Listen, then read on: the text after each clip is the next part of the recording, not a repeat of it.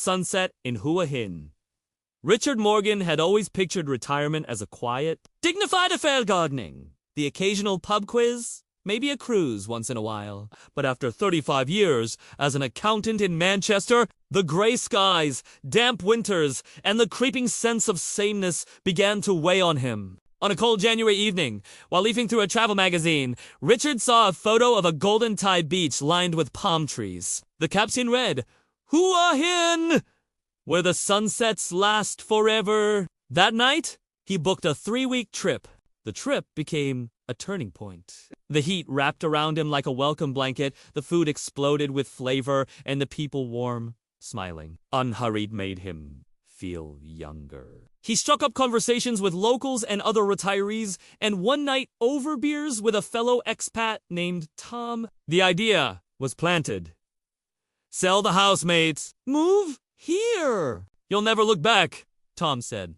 His tan face creased with the kind of smile only found in people who Haven tea scraped ice off a windshield in years. Within 18 months, Richard had sold his semi-detached and paid off his modest debts and wired his savings to a Thai bank. He rented a neat little condo near the beach, joined a local golf club, and learned how to order pad craw pal moo without making a fool of himself. Then came Nepa. He met her at a small beachside cafe, where she worked part-time between caring for her mother and helping with the family Esturian farm up north. She was 31 more than 30 years. His junior, but conversation flowed hazily. Her English was patchy. His Thai was nearly non-existent.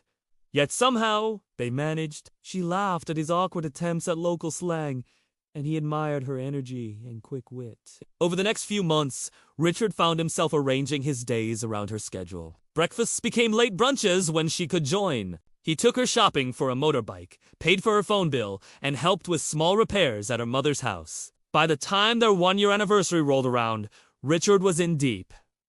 He wanted to make their life together more permanent. That S, when Nepa suggested building a house on her family land up in Phetchabun province, at first, Richard hesitated. He'd heard enough barroom cautionary tales about foreigners losing everything. But Nepa's sincerity disarmed him, and she never pushed. "Up to you," she said.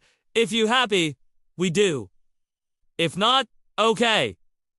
They did. The house was small but bright, with a wide veranda for morning coffee and a fish pond. Richard stocked himself. The land was in Nepa's name. Of course, Thai law forbids foreigners from owning land, but Richard reassured himself it was safe. She loved him. Life settled into a pleasant rhythm. Winters in Hua Hin, summers up. Richard's friends back home envied his photographs. Him in shorts and sandals, Nepa beside him in a sundress, plates of steaming noodles between them. But cracks began to show. Nepa, in her early 30s, wanted to go out with friends, visit Bangkok, take trips to the islands. Richard, in his mid-60s, preferred quiet evenings and early nights. His pension stretched far in Thailand, but building the house had eaten into his savings. He grew cautious with spending. She grew restless. One evening, after a long, humid day, Nepa suggested buying a new car. "We don't need a car," Richard said. "The truck is fine." She frowned. "Truck old. Break soon. I want a nice car." They argued. It wasn't about the car.